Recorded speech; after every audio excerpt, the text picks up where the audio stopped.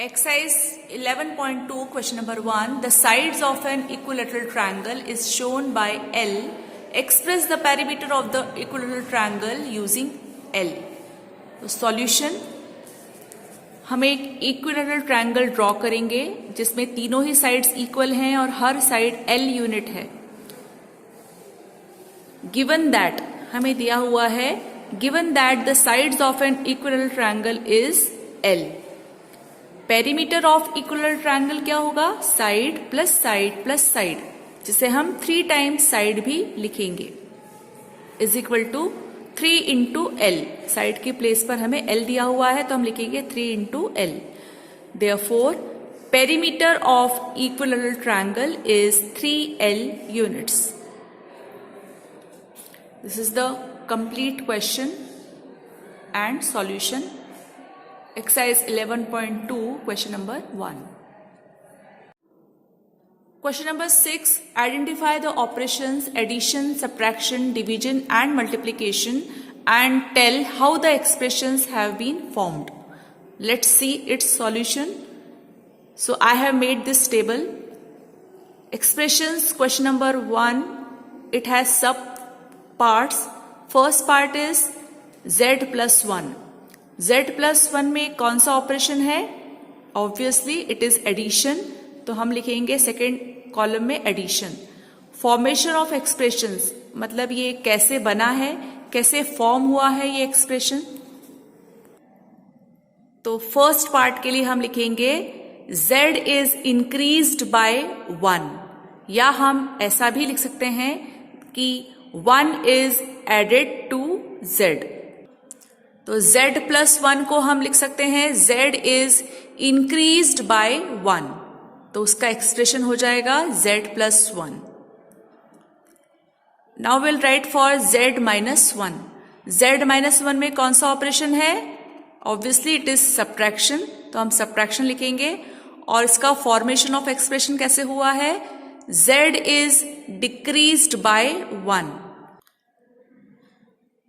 तो हम लिखेंगे z is decreased bye 1. Third part y plus 17.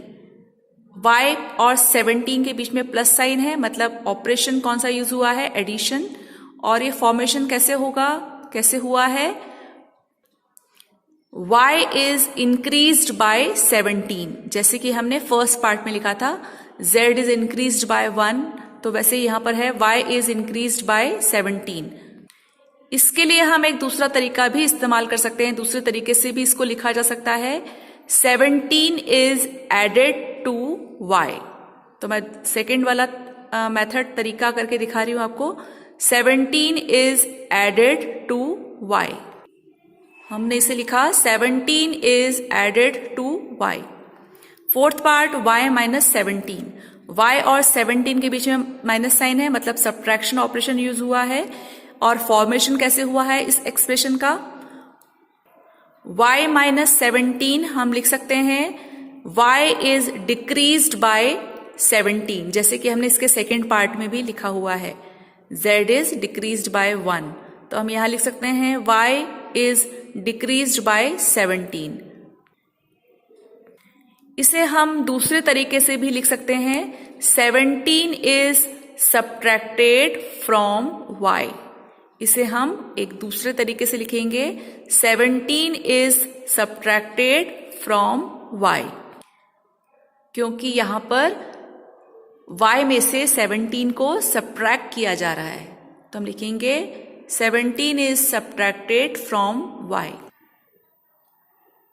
This is the final image. Question number 6, A part. See question number 6, D part. Expressions are, again question D has subparts. First subpart is 7m.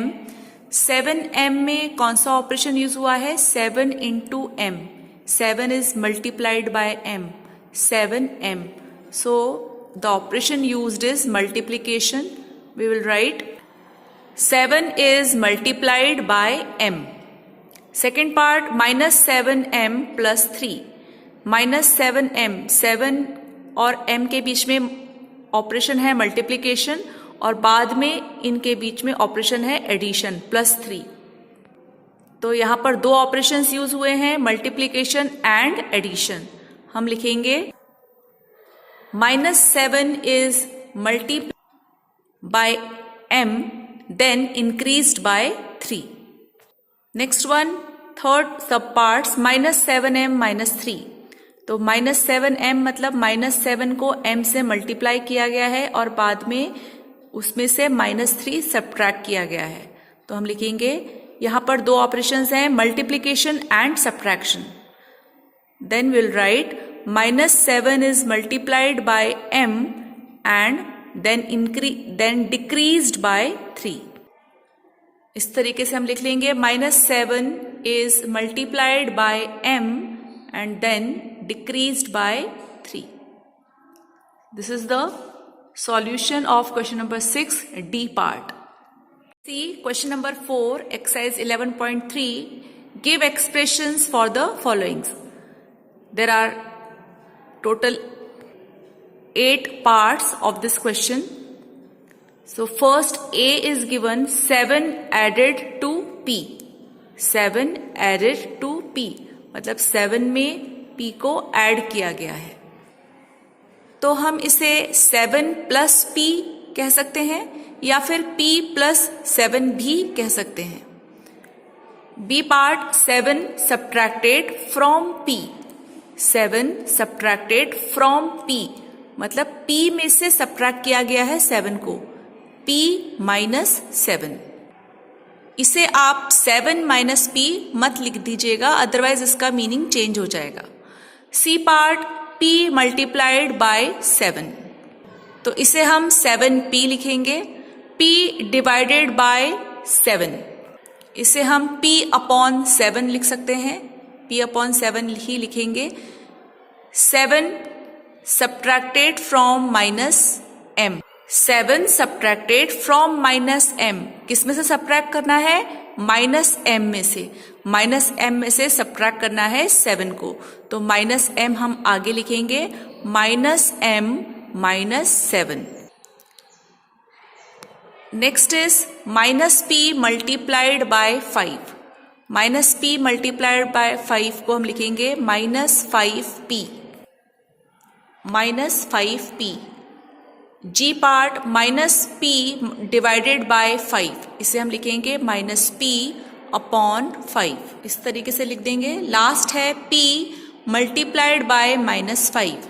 p multiplied by -5 को हम लिखेंगे -5p। जब हम -5 और p को multiply करते हैं, -5 और p को जब हम मल्टीप्लाई करते हैं तो हमारे पास आएगा 5p और ये साइन, तो हम इसलिए हम लिखेंगे -5p। इस तरीके से आप सॉल्व करेंगे क्वेश्चन नंबर 4, एक्सरसाइज 11.3।